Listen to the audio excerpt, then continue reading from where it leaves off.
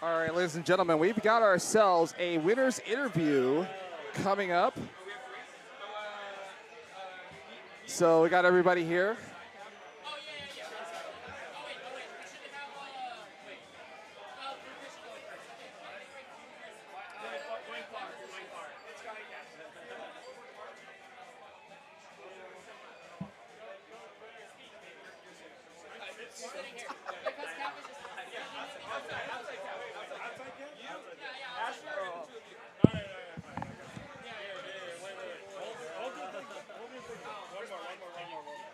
Yeah, so.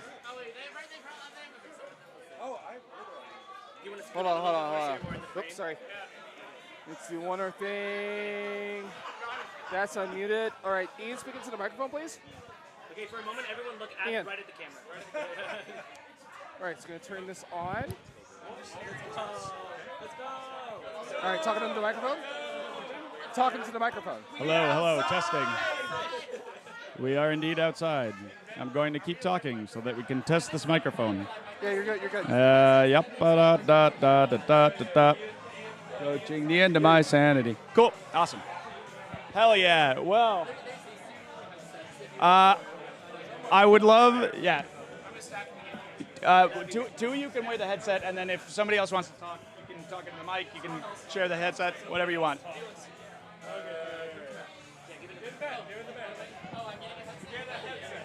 I get a headset. Oh yeah, thank you. Wait, which side is All right. You got the headsets? Oh, beautiful. We are assisted by MJ, absolute professional question asker. All right, yes, let's fucking get this thing started. This is as messy as it was the past 2 years, and I fucking love that. That feels like more how it should be. I guess let's start. No, nobody needs to see my face. Come on. We claim 6SF.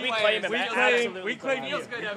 We claim Ian. I am never going to hear the end of this. This is the end of the world.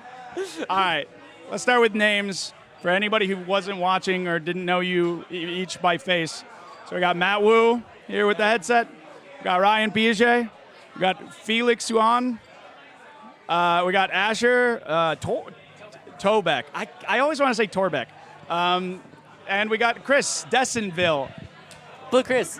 All Blue Chris. It's definitely Blue Chris. But, oh, God, all longtime friends, all longtime, God, co-workers it feels like. But, so you're sitting here. You've just won KQ45, the biggest tournament of this year. Let's just start with what are the feelings? Like, tell me the first feeling that comes to your mind. John C. Absolute unreal. Hasn't set in yet. Pure fucking joy, mixed with a lot of relief. Hasn't set in yet. This all seems very reasonable. Well, that's completely understandable. I think that basically everybody who plays KQ competitively has had this as a goal at one point or another. Okay, contrast that with me for like an hour ago. When you were in grand finals, you had just reset the bracket. Was it the, did you feel confidence? Was it nerves? What was going through your head? I was terrified. Yeah. Hold on a second. I was just trying my best to hold it down. 1-4-1, but obviously Dallas is one of the best teams to have ever done it. So I believed absolutely that they could bring it back. So I was just trying my best to stay in the moment, lock in, give them as much respect as they deserve, and play a good game. Honestly, I was just happy to be there. I had a tremendous amount of confidence for our team after how we played that first set. I thought we were going to win, but resets are resets. Crazy shit happens in resets, and momentum can change extremely quickly. Yep. That day map was scary. And I was very afraid that might happen to us. Which day map? Second. Sorry. We got our feet under us. We started winning, and then I felt we had it. It was the day map. They got 2 6 inches on me. I think in the reset. I don't remember the games. Yeah, it's too many They won games. the first one and then they took a timeout, or the second one and took a time. I think that's right. Yeah. Wait, was the They took reset time after Dayberry? Dayberry. I don't know. Was the reset day game Winning the that Dayberry first game? in the reset, Or was that a different I one? think really Different upped the one. confidence. It's like, okay, we're not, none of this reverse sweep bullshit. We're Yeah. we're Yeah. playing just as good as we did before. There's no reset curse. Yep. We're just gonna keep rolling. We also spent a lot of time literally talking about winning, not caring about the losses. 8 more maps became 4 more maps. That's all that matters. It worked. Yeah. All right. So you're sitting in the exact same spot from last year. I alluded to this, but Chicago, the Chicago 5, the big Chicago 5 that have been dominant the past 3 years at the very least. You could argue longer. Yeah. Dan Barron, Woody Stanfield, Marshall Brown. I'm not Yeah. doing last names. Ling Ling and Nikki D. It's hard to imagine anyone expecting that anyone but them in grand finals. Absolutely. Were you surprised when they were knocked out? Like, did you? What was the thought process going into grand finals, knowing that it was not those 5 that you had to get through to win? Very surprising. I mean, I think everyone expected them to be in grand finals. Everyone expected them to be in winner's side of grand finals. They're the best team before this tournament going into it. They were the scariest team that everyone was thinking about. Like, they have discovered what the meta was, and then we were just trying our best to emulate what they have discovered. They're truly some of the best players in the game, and a part of me is a bit sad for Chicago that they weren't in grand finals, because I think that would have been probably the hypest that it probably could have been. But we were one of the ones who knocked them out, so there's a way in which they lost to the winning team, so I think they can be proud of that loss. I think they played really well. Yeah, and very happy to have played against everyone and to show that we deserve to win the tournament. So your team. Oh yeah, please. I just want to say that we were a testament to our queen, testament to Asher. Asher wanted Chicago Yeah. because they're the best. Yes. Asher wanted the Chicago because they're the best, and he wanted to beat the best. And that attitude is infectious, and that gave us all confidence. And that's a huge part of why we won this. So, sorry, you had something. Okay, so I was talking, I commentated grand finals. Dallas also showed up last year in grands. There's obviously a very fearsome Portland team out there. There were a lot of people that were kind of in contention, nipping at the heels, like getting to that level. The thing I said about you guys is that from knowing you all personally, you all are students of the game more seriously than 99% of people I've met. Asher, you specifically, really, you played a while ago in Portland, but you really, really fucking hit the ground running in San Francisco.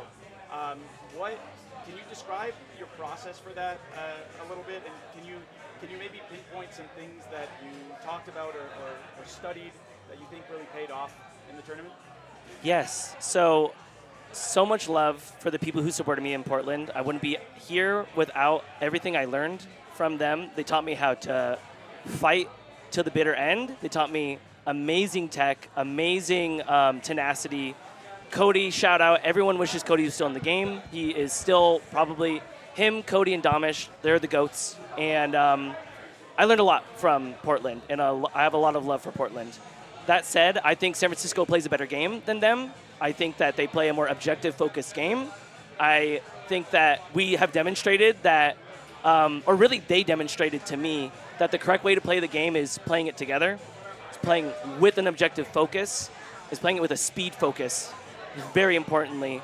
And so Speed is an objective. speed is an objective. And so I have so much love for Portland, but without San Francisco, I wouldn't be here where I am. Without the love that I received, I felt so much support immediately from San Francisco.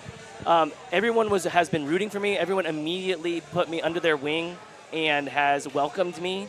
Me and Monica, my partner. That really means a lot to me that they have also included Monica in everything. It really actually does. Just like actually, like thank you for the love that everyone has shown to Monica. It's like very, very important to me. Women need to be supported in this game. Non-cis male people need to be supported in this game. And picking, moving forward and then reaching back is really important. You need to push forward and then reach back to bring people up into the top tier if they want. It's very, very important to me. It's why I make videos. It's why I talk strategy. It's why I offer VOD reviews for everyone who wants to play the game. We don't get to where we are unless we bring up the people who have, who show interest in the game and love for the game. And San Francisco is such an incredible community who has exemplified that so well. We support not just the top players. We all play with each other. And just thank you so much for including me into the SF fold. It really means a lot. Also, shout outs to Woody for running flight school. Yes. Absolutely. Yes. I have been playing this game for 10 years, and I have watched the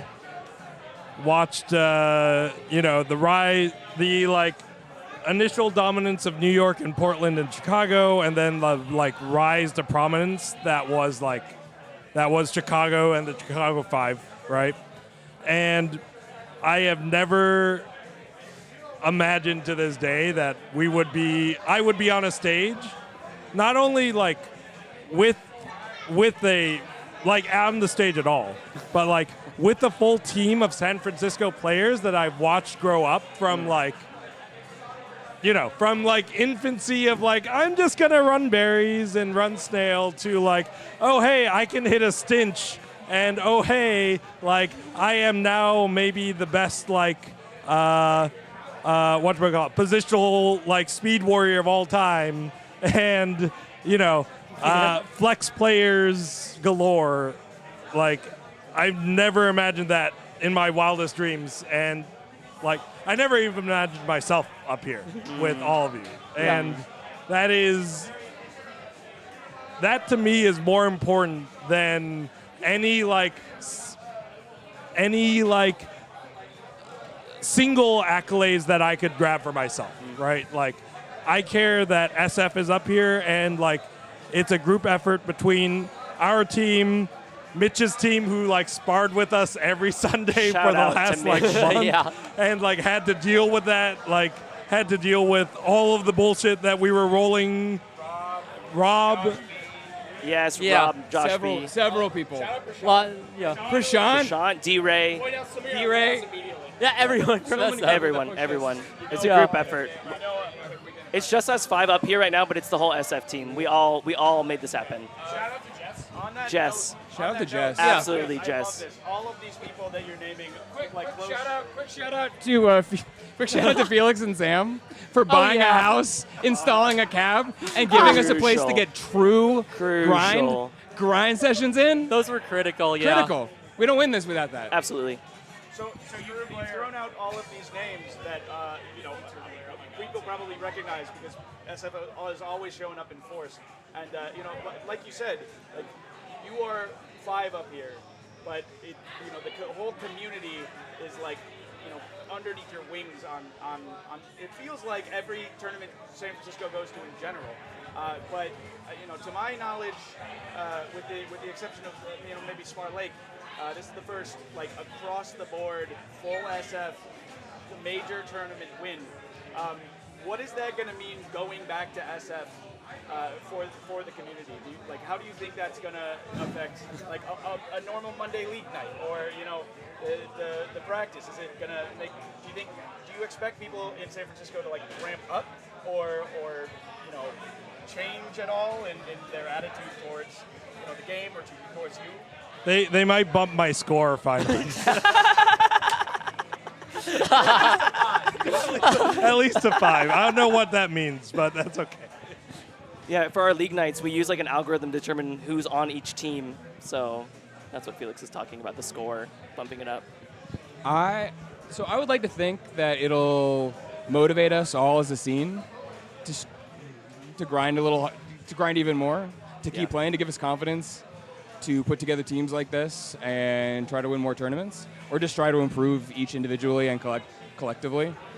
And I think maybe I'm just like, I'll at least speak for myself, but I think this is true for a lot of people.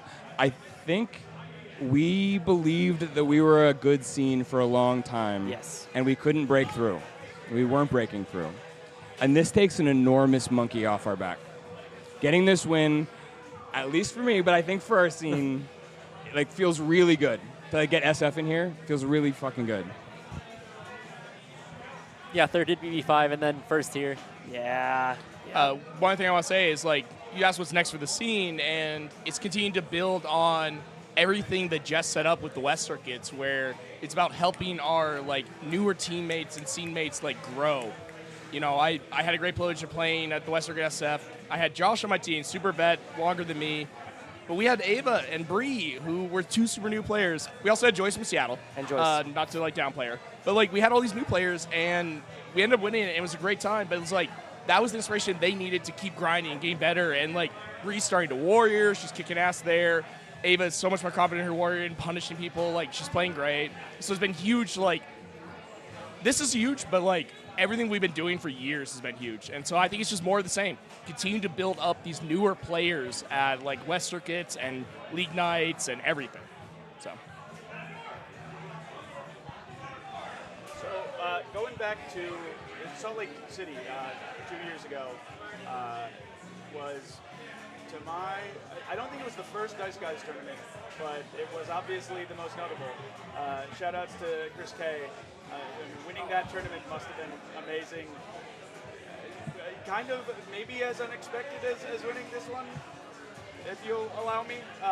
But it kind of, the common theme, a lot of scenes will have some sort of a bit on a name or a repeating name or some version of a repeating name. And I don't, obviously this is not the same Dice Guides team, but it is at the very least referential. Can you talk to me a little bit about the history of the Dice Guides, where the dice came from? Okay, I love telling this story because this is okay. So, first of all, always meant to be a bit. Never intended to be like a super team or anything like that. It was originally that Chris K came up to me with an idea. He's like, "Yo, can we run an all Asian squad?" So it's like, all right, yeah, like. All right, I'll go ask Matt Wu. I'll go ask Steve. I'll go ask BK. Like, we ended up asking BK, but there were so many choices at this point. And it was like, okay, we're not like so we asked all of them, and then we were like, okay, what's a thing Asians love to do on just generally? It's like, oh yeah, we love gambling, obviously. So then we're like, oh, what if we like threw dice and like determine the roles of like how we played. Like it'll just be a lot of fun, right? Like we don't like Salt Lake. This is Salt Lake's first tournament. Like we're not going into like super like just body everyone, and not that we were honestly, but it was just more of a like we're just here to have fun, right?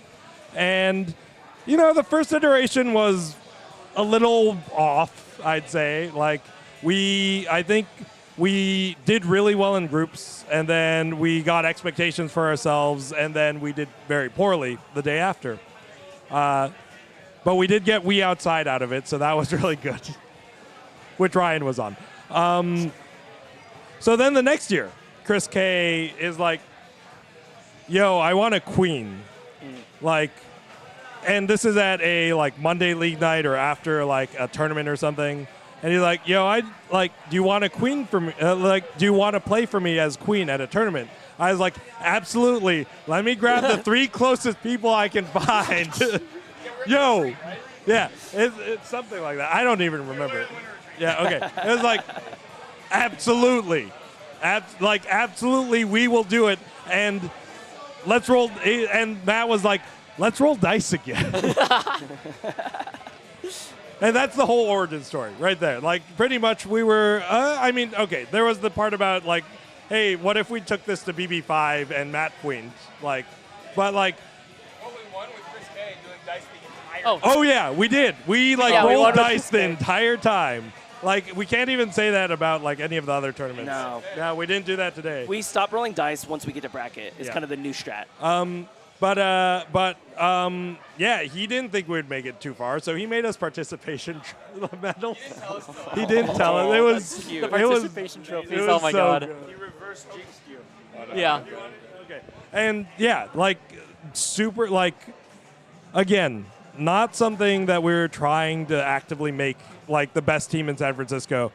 Ian and I have a whole history about talking about this, so we won't litigate that here. But We'll do that one in a private video. Check out our of channel. course.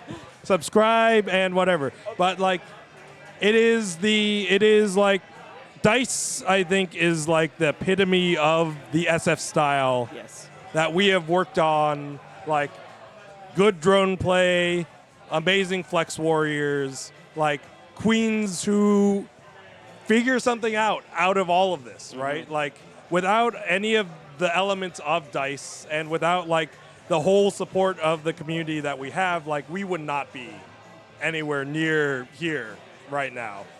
And CTO. CTO. Yeah, we added CTO. Okay, great. I'm glad you brought that up. I wanted to talk a little bit about CTO and about content in the Killer Queen sphere. I referenced Felix and I have done some podcasts. We really should get back to that. But I think of I've played some other esports. So much of going from the beginning level to intermediate and then hopefully beyond is engaging with content that talks about strategy and really digs into the meat of the game. And Asher, anybody who has not seen the Killer content videos now has either just not been paying attention or not listening to me, because I've been peddling it to every fucking buddy. But you are now like a new member of a like long and storied ranks of like maybe the biggest givers of the community. People like Woody with Killer Queen Flight School. They're going back to Wilk with Hot Takes or the Collins video. We got Master Joe with the Lazy J. I was going to shout him out. I was absolutely going to shout out Master. I'm really glad you mentioned. I was going to say something. Yeah. I mean, it's Truly. it's a body of work and a skill to creation for this game that it absolutely changes the landscape. Tell us a little bit about CTO. Tell us a little bit about your videos. Tell us about your plans, and tell us about how that influenced your preparation for this tournament. So, for me, when I came back, I played in Portland for just under a year, like 11 months, and then I took like a 5-year break, and then I came back to SF. I didn't even know if I was going to keep playing at an SF. I gave it like a month, and I was like, oh, actually, SF is wonderful. And so I decided to keep playing. And so then I started looking at footage. And who do I look at? I was like, oh, man, I'm so excited to see New York still winning, right? Because I was still in the 2017 mindset. Of course, New York is still going to be winning. Lo and behold, it is Chicago now. I hadn't seen BB4 yet. I participated in BB3, but I watched BB4. I watched KQ40, KQ35, and it is the dominance of Woody and the new player that I had not known of at the time, Marshall, demonstrating the correct way to play the game. And the correct way to play the game is to have all the gates. You want 4 gates, your color, 1 gate, their color. That is how to play the game. It was very obvious. And at first, I didn't believe it. I saw Marshall tagging all the gates, and I was like, surely this can't be right. Just turn around. You're getting chased. Just turn around, you're going to die. And it turns out that can work at certain moments. You have to be very careful when you're the one that's chasing. But for the most part, chasing the enemy queen, tagging all the gates, that's the correct way to play the game, I think, as queen. And having all the gates, truly. And so really, it's having all the gates, and how do you have all the gates? It's chasing and tagging and opposing the enemy queen. And so I have always been a teacher I was like a tutor for like 10 years. In math, I've been a TA. I've been a research assistant in college. So I always have a love of, like I said before, is pushing forward and reaching back and getting people explaining things. So after watching the dominance of the way to play the game, it kind of hit me that like, okay, there was another thing. There is a fantastic member of the San Francisco community, Chaz, who is a queen. And I heard that Chaz was the newest queen in the community. And I was like, oh, how long had they been playing for? Or like, how long has it been since they've been playing? And it was 5 years or something like that. There hasn't been like a new San Francisco queen in like 5 years or something since he started playing. And I was just like, oh man, queening is not, you see it in the national Discord, right? Everyone's like, queening's too hard. It's too complicated. It's too oppressive.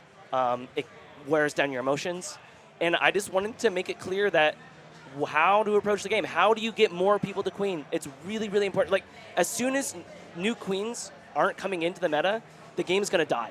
We must make new queens if the game is going to continue on. We have to continue having new talent and specifically new queens. So it's a classic exponential growth. Like, I can talk to each player individually and coach them, or I can make a video and explain how to play it, how to do it correctly. So that's where the inspiration came from, and I've just been getting a really wonderful response. So in short, chase, tag, oppose, and tap fast. That's how to play the game. Yeah, swipe. Learn to swipe. So Learn to swipe. does it on our team. Learn to swipe. Learn to swipe. I love Asher. We only met somewhat recently. Like, Yep. I feel like in the grand scheme of things, but your recognition of Marshall's talents and Yes. and I mean, you simplified like what makes, in my mind, Marshall such a strong queen Yes. into the chase tag oppose. I love that. It's snappy. It's not what we called it for a long time, but like, you know, these terms are about efficiency and about teaching. Yes. Yeah. Look, It's really memorable. Yes. People are already saying it. It's like, yes, absolutely. CTO. So CTO is a sorry, not to interrupt you, but like that goes a little bit under the radar. But the CTO, I feel like has seeped into the lexicon. It's certainly in SF. I think a little bit more broadly, and I imagine after this, much more broadly. It's just a very concise way of describing the several sets of things that the queens should be doing. Yeah. It's really good. Just like it's a perfect little nugget of information to put in people's brains, and it's really easy to remember and know exactly what you're talking about. Absolutely. Well, so CTO and beyond that, strategy, you know, for your warriors, for droning, for when to make this pivot, when to make that pivot, all of that, I feel like in the months leading up to the tournament fall under theory crafting, and it requires a lot of nitty-gritty thinking through things, asking, well, if this, then can I do that? All of that bit. In the immediacy of leading up to the tournament, like a week out, I imagine there were nerves.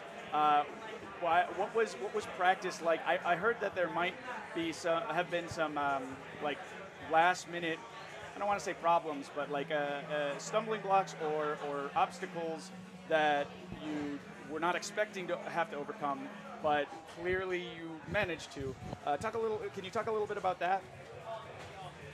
Someone else. I've been talking well. Yeah, I think I was very distracted going into the last weeks of practice, private matter a bit. So I was a little disconnected from how the team was doing.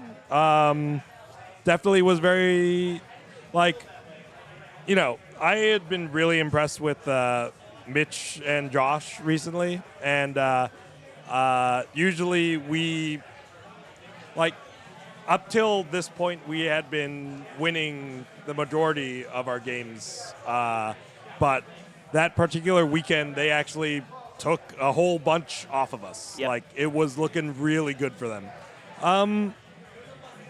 Not entirely, like, I was, like, not terribly confident going into today, right? But it's like, we'll do our best. We'll do what we always do and kind of, like, pull something out, and like we'll end up in a surprising place. That is how I felt coming into this week. For the theory crafting, I want to I'm so glad that our Dayberry theory crafting paid off. Dayberry. That might have been my favorite game of the whole weekend. Blue Chris was super on top of like managing the day pile counts. We knew exactly how many berries more we needed. We knew exactly when we had enough berries inside of our top 2 piles in order to run them all. And box, Yeah, like, you came up with a very concise comm for it. yeah, like box -1. We're like, we need 1 berry from outside of the box in order to have enough in our top 2 piles in order to win. Yeah, the box being those top 2 piles, and like if you imagine a square in the upper quarter of the playing field. Yeah. That you can defend. Like part of the idea with the box is that you've got 12 berries there, and if you preserve those, at some point you can pivot to that, and then you can cut off the entrances to that area, and then your team has the ability just to continue running berries unopposed and forces them to do something very dangerous in order to get in. More often than not. We think that the best way for them to get in is by tagging our gate and then forming someone out of it and then using iframes in order to like break in. But we were able to win super convincingly with Dayberries. It was great. The most ridiculous part of all this is my team ran that strat at BB4. We ran it over 5 years ago. We finally perfected it. We didn't win a single Dayberry game. Yeah, it's Ash Ramirez from San Francisco, like creator of the Ashberry. So just I'm a big fan of looking back and giving appreciation to people who came before you, people giving appreciation. Like you said, go move forward. Look, you said it way better, but look back and consider and give thanks to the people who were in your position before you and laid that pavement. And while we're in Chicago, it seems especially apt to talk about the San Francisco history of Chicago, a couple of Chicago players moving and being kind of the seed for SF starting to play competitively, and Woody, Marshall, Ling, all of those people basically laying the ground for the future for you guys. I know that pro players of any sport sometimes express reaching the goal, reaching the top, reaching some place that they've been trying to for a long time, and then realizing that they lose any semblance of being able to say they're the underdog, and suddenly there becomes this question of are we expected to win this tournament, and so does that make winning become the baseline, and then losing becomes like a disappointment? There's no. I've heard this sentiment. Have you given any thought to that? Do you have any thoughts about that, or idea of whether or not that might affect you at the next tournament you go to? I want to play good KQ. That's what I focus on. When I was playing the entire time, I wasn't thinking about the result. I wasn't thinking about how many games we were up, how many games we were down. I was just focused on hit clean tech, trust in my players. We're going to have a good time, and just keep up the hype. I really, really run off hype, and I really appreciated how everyone kind of turned it up. That really helps me personally. So we outside. So just the focus on the quality of the game and playing a good game. Just recently I got second place against a fantastic team at Salt Lake City. Elise, Woody, help me. Ling, Josh, Blue Chris. What? Oh my God! Yeah. Sorry, it's been a long day, and I'm 2 shots in. So played it. Yeah. So had to play a real slobber knocker of a set, and getting second place against them, I was so proud to get second place against them, and I would be so proud to get 3rd or 4th place if the quality of games were what we saw today. So as long as we're playing KQ and as long as the game is growing, that's what I'm focusing on. I had us seated like 4th or 5th. I did not expect us to get there. I don't think winning will ever be like the baseline expectation for me. The only thing that I love is beating my seed or podium. Yeah. Like if I'm seated number 1, 3rd place is fine. I don't care. Like that's aim for 3rd. That is my advice to team builders. I don't know. There's so many really strong teams. We happen to be the strongest team on this day. Yep. New York is New York. Chicago is Chicago. We won one, and I could not be more proud of us for winning this one.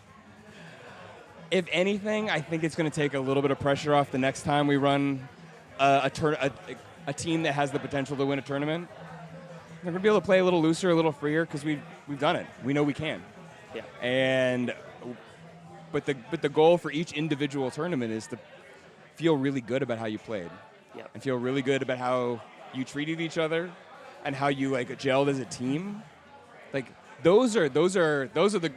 I mean, that's cheesy as fuck, but those are goals. I think those are goals that you can actually achieve. Yes. Because no matter what your result is, that's the thing you can actually do. And it's the graviest gravy in the world to actually win the tournament after that. But that's really the joy in this. This should be fun. This is so fun. This is an incredible thing to be able to do with friends. And it's so great. And I think we're pretty good about focusing on that and focusing on this as tournaments like this as an opportunity to see how good we are and to push ourselves to be as good as we possibly can be. And there's just joy in that process itself. And I think that's what we're going to continue with going forward after this one. I got one final question. So, speaking of Chicago being Chicago, and as many of us have walking somewhat in the footprints of Woody, Marshall, Dan Barron, Ling Ling, Nick Davis. Last year, Dallas was in grand finals, winner's side. I can only imagine that the horrible deja vu of getting, of losing the first set and then losing the reset. What do you think provided the momentum to allow you to do that and to actively close out on that? And what if you were in Dallas, if you were putting yourself in Dallas's shoes, what would the discussion have looked like in the middle, in between those sets, to maybe turn it around or stop that momentum, close it out? I have thoughts, but I've been taking a lot of questions. Does someone else want to take it? I have words, but yeah. I've got nothing, because if I was on the other side of our cab with the crowd cheering as loud as they were for us, and us kind of getting overrun a little bit, at what do you do with that? The crowd, there was so much momentum behind us. I don't know what you do. You try to find openings, and they did. And shout out to Tim for closing out that dust map with an absolutely insane stinch. But I don't know. I think we just had the momentum, we had the crowd behind us, we had the energy, we had the right balance of hype and focus. Yeah. I would have been very scared. I would have had no answers if I was on the other side of the cab, to be honest. Yeah, I don't have any answers in particular, but I do remember, I think it was GDC 8 maybe, where Eduardo was queening on the other side. We 4-0'd them, reset the bracket, and then I think they beat us 1-4. GDC 7? Yeah, 8? 7. I don't remember. It was 7. It was Final Fantasy. Yep. So they definitely were capable of it. I had that exact set in my mind. I specifically remember watching that set because I wasn't playing the game yet. I've just watched it a lot of times because Charlie and Eduardo were a massive inspiration in the first few months of playing the game, and so I absolutely had that set in my mind, and that's why I said you asked the question how I was feeling, and that's why I was terrified. I knew I could not let up the gas. None of us could. So they were absolutely capable of taking it all back, and luckily we were able just to ride the momentum. I think not giving them too much of an inch, it would have been really scary if they won a few games, but we were able to kind of stem the bleeding from that one dusk, or maybe it was the day, I forget exactly which one in the second set, but yeah, luckily we could just close it when we had the momentum. Dallas for me is, I remember playing the first iteration of a Dallas team in Austin. I had Cesar with me and Brian Lancaster and Jenna Reynolds, and I I think Sam was on that team as well. Actually, I'm 100% sure Sam was on that team. And they were amazing. Like they had just started playing. And this was like, 3 or 4 years before, the 2 years before the pandemic or something. And it was just like, I knew from the get-go, like, they were going to be some of the best. I did not realize at any point how good they were going to become. Like, that is underselling how good they've become. And, like, Charlie and Ed just, like, win tournaments at will. Right? It's like they just form a team, they go there, they like sleepwalk through the bracket in champion side and just kind of win, right? ACC 2025. Oh my God. Let's see, like freaking Nathan, amazing player, like Katie Caston, Jario, who is from Austin, Brian Lancaster, Brian Lucas, and Heriberto.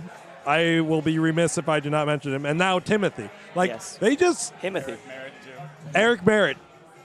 Insanity. Like, one of my favorite, like, Dallas players. Like, they... Like, when they were, like, just crushing everything, I was like, we play them well. Like, we've always played them well for however much success that they've had. And... I think, like, if they can do it, we can do it too. Like,